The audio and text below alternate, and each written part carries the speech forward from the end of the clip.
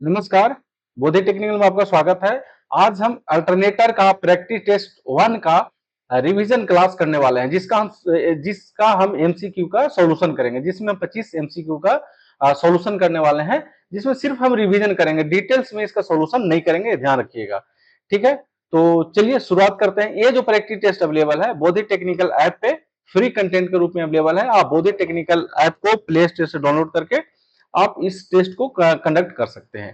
तो चलिए शुरुआत करते हैं हम आज का प्रश्न से। तो हमारा आज का प्रश्न है, पहला प्रश्न है, निम्न में से कौन सा उपाय हंटिंग या फेज स्विमिंग दोष के निवारण के लिए होता है? ऑप्शन ए है निम्न गति से अल्टरनेटर को चलाते हैं, बी है रोटर पोल्स में डैम्पर बाइंडिंग स्थापित करते हैं, सी है रोटर की उत्तेजना बढ़ाते हैं, और डी है कंपनसेटिंग बाइंडिंग आर्मेचर में लगाते हैं। तो इसका आंसर है बी, रोटर पोल में डंपर बाइंडिंग स्थापित करते हैं। एक मिनट, इसको टिक पे लगाते चलते हैं।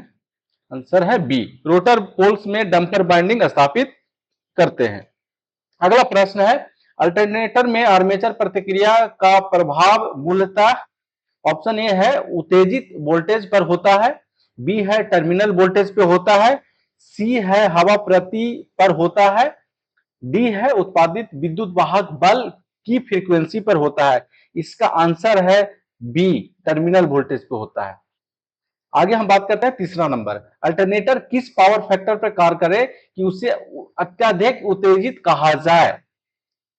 ध्यान से सुनिएगा, अल्टरनेटर किस पावर फैक्टर पर काम करे कि उसे अत्यधिक उत्तेजित कहा जाए? ऑप्शन ए है शून्य पावर फैक्टर, बी है शून्य पिच गुणांक पर, और सी है आगे बढ़ते हुए पावर फैक्टर जिसे लीडिंग पावर फैक्टर बोला जाता है, और डी है इकाई पावर फैक्टर। इसका आंसर है सी, आगे बढ़ते हुए पावर फैक्टर पर।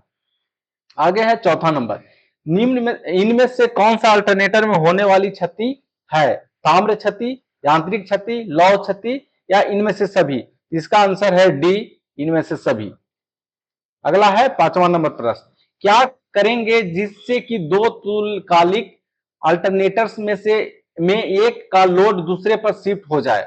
ऑप्शन ए है इनकमिंग मशीन को प्राइम मूवर की फ्यूल सप्लाई बढ़ाई जाती है, बी है रनिंग मशीन को प्राइम मूवर की फ्यूल सप्लाई बढ़ाई जाती है, सी है इनकमिंग मशीन को प्राइम मूवर की फ्यूल सप्लाई घटाई जाती है, डी है रनिंग मशीन की फ्यूल सप्लाई बंद की जाती है। इसका आंसर ए है इनकमिंग मशीन को प्राइम मूवर की फ्यूल सप्लाई बढ़ाई जाती है। छठा नंबर, टर्मिनल वोल्टेज क्या होगा जब अल्टरनेटर का लोड हटा दिया जाए? टर्मिनल वोल्टेज क्या होगा जब अल्टरनेटर पर लोड हटा दिया जाए? ऑप्शन ए है बढ़ेगी, समान रहेगी, घटेगी, एक दिशीय रहेगी। आंसर ये है बढ़ेगी। आगे हम बात करते हैं सातवां, अल्टरनेटरों में फील्ड वाइंडिंग कहां प्रयोग किया जाता है? ऑप्शन ए है स्टेटर में, बी रोटर में, सी दोनों में, और डी है बाहरी में। तो इसका आंसर है बी, रोटर में। किस प्रकार का रोटर अत्यधिक अधिक शोर पैदा करता है? सेलिएंट पोल रोटर, बेलनाकार रोटर, दोनों, या इनमें से कोई नहीं? इसका आंसर है ए, सेलिएंट पोल रोटर। 9 का, तीन बाइंडिंग में से एक सिरे को जोड़कर कैसा कनेक्शन बनाया जा सकता है? आंसर ए है, सॉरी, ऑप्शन ए है स्टार, बी है डेल्टा, सी है स्टार एंड डेल्टा, और डी है इनमें से कोई नहीं। इसका आंसर है ए, स्टार। दसवां, निम्न में से किस बात पर अल्टरनेटर में जनित विद्युत वाहक बल की आवृत्ति निर्भर करती है? ऑप्शन ए है अल्टरनेटर के ध्रुवों की संख्या पर, बी है अल्टरनेटर की गति पर, सी है अल्टरनेटर की आकार पर, और ऑप्शन डी है ए एंड बी दोनों। तो इसका आंसर जो है, आंसर है डी, ए एंड बी, जिसका हम ऑप्शन पढ़ देना चाह रहे हैं, अल्टरनेटर के ध्रुवों की संख्या पर, और बी है अल्टरनेटर की गति पर। देखिए एन बराबर जो होता है ना 120 एफ बटा पी होता है, इसको नोट कर लीजिएगा, बहुत इंपॉर्टेंट होता है, जिसको एनएस भी बोला जाता है, सिंक्रोनस स्पीड वो बोला जाता है जब हम सिंक्रोनस मोटर की बात करते हैं। चलिए आगे, अल्टरनेटर के घूर्णन में होता है, अल्टरनेटर के घूर्णक में होता है। ऑप्शन ए है 4 स्लिप रिंग, बी है 3 स्लिप रिंग, सी है 2 स्लिप रिंग और डी है कोई स्लिप रिंग नहीं। तो इसका आंसर होगा सी 2 स्लिप रिंग। आगे है 12 नंबर, पिच फैक्टर का मात्रक क्या होता है? ऑप्शन ए है वोल्ट, बी है वाट, सी है एम्पियर मीटर, एम्पियर पर प्रति मीटर, और डी है कोई मात्रक नहीं होता। और इसका आंसर है डी, कोई मात्रक नहीं होता। आगे हम बात करते हैं 13 नंबर, अल्टरनेटर के तुल्यकालीकरण की डार्क तथा ब्राइट लैंप विधि में कौन सी अवस्था तुल्यकालिकता को दर्शाती है? ऑप्शन ए है तीनों लैंप एक साथ जलेगी, तीनों लैंप सॉरी एक लैंप जलेगी, दो बुझे रहेगी, सी है 2 लैंप जलेगी, एक बुझा रहेगा, और डी है तीनों लैंप बुझे रहेंगे। इसका आंसर है सी, 2 लैंप जलेंगे, एक बुझे रहेंगे। आगे हम बात करते हैं 14 नंबर। 14 नंबर है, एक अल्टरनेटर त्रिकला टर्मिनल दोष के दौरान स्थिर अवस्था दोष निम्न द्वारा सीमित है। ऑप्शन ए है जनरेटर का क्षणिक प्रतिघात, बी है जनरेटर का उप क्षणिक प्रतिघात, सी है जनरेटर का तुल्यकालिक प्रतिघात, और डी है दोष के क्षण के दौरान डीसी अंतर्वल। इसका आंसर है सी, जनरेटर का तुल्यकालिक प्रतिघात। आगे हम बात करते हैं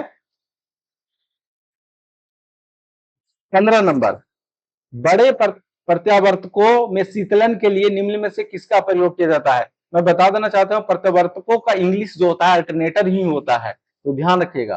ऑप्शन ए है वायु वाहिनियां, जिसको एयर डक्ट बोला जाता है, मतलब ये छेद जो बनाया रहता है अल्टरनेटर में, उसकी बात हो रहा है। बी है एयर कंडीशन, सी है पंखा, और डी है कूलर। इसका आंसर है A, air duct. 16 number, slip ring या ब्रश अल्टरनेटर में किससे जोड़ने के लिए प्रयुक्त होता है? ऑप्शन ए है बाहरी सर्किट को क्षेत्र बाइंडिंग से, बी है बाहरी सर्किट को आर्मेचर बाइंडिंग से, और सी है बाहरी सर्किट को क्षेत्र बाइंडिंग एवं आर्मेचर बाइंडिंग से, और डी है इनमें से कोई नहीं। इसका आंसर ए है बाहरी सर्किट को क्षेत्र बाइंडिंग से। आगे है तुल्यकालिक जनित स्रोत है रियल पावर, रिएक्टिव पावर, या एपरेंट पावर, या ए एंड बी। इसका आंसर है सी, एपरेंट पावर। हाइड्रोजन कूलिंग का उपयोग किया जाता है सिंक्रोनस मोटर में, बड़े अल्टरनेटर में, जनरेटरों को, या इनमें से कोई नहीं। तो इसका आंसर है बड़े अल्टरनेटर में हाइड्रोजन कूलिंग प्रयोग किया जाता है, बड़े अल्टरनेटर के लिए। आगे हम बात करते हैं निम्न में से किस वजह से तुल्यकालन की ब्राइट लैंप विधि को डार्क लैंप विधि पर वरीयता दिया जाता है?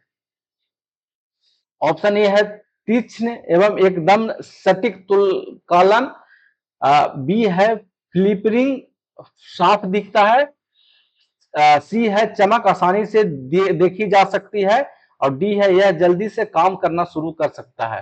तो इसका आंसर है बी, फ्लिपरिंग, साफ दिखता है। आगे है 20 नंबर, प्रत्यावर्तक जिसे अल्टरनेटर कहा जाता है उस समय अधिक शक्ति प्रदान करता है जब भार कोण होता है। Option A 90 degree, B 45 degree, D 180 degree, और सी डी 120 डिग्री। इसका आंसर है ए 90 डिग्री।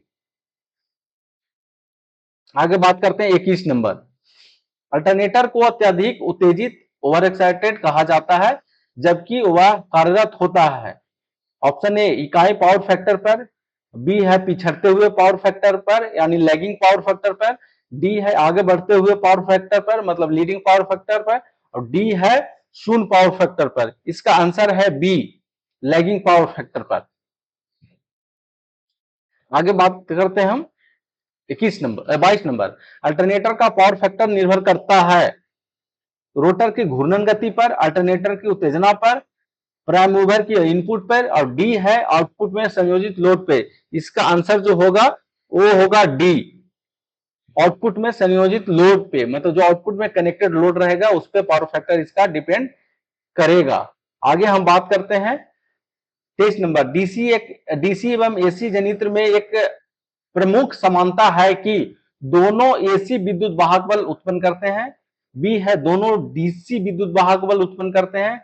सी दोनों पल्सेटिंग प्रकार का धारा उत्पन्न करते हैं। और डी है दोनों ऑक्सीलेटिंग प्रकार का धारा उत्पन्न करते हैं। इसका आंसर है ये कि दोनों का जो ईएमएफ उत्पन्न करते हैं, दोनों एसी प्रकार का ईएमएफ उत्पन्न करते हैं। ये ध्यान रखिएगा, बहुत इंपॉर्टेंट क्वेश्चन है, इसको आप बीबीआई में रख सकते हैं। ठीक है, ये इंटरव्यू पर्पस के लिए बहुत ही इंपॉर्टेंट है। आगे हम बात करते हैं 24 नंबर। फेज की संख्या अधिक होने पर भी रोटेटिंग फील्ड में कितने स्लिप रिंग प्रयुक्त किए जाते हैं? ऑप्शन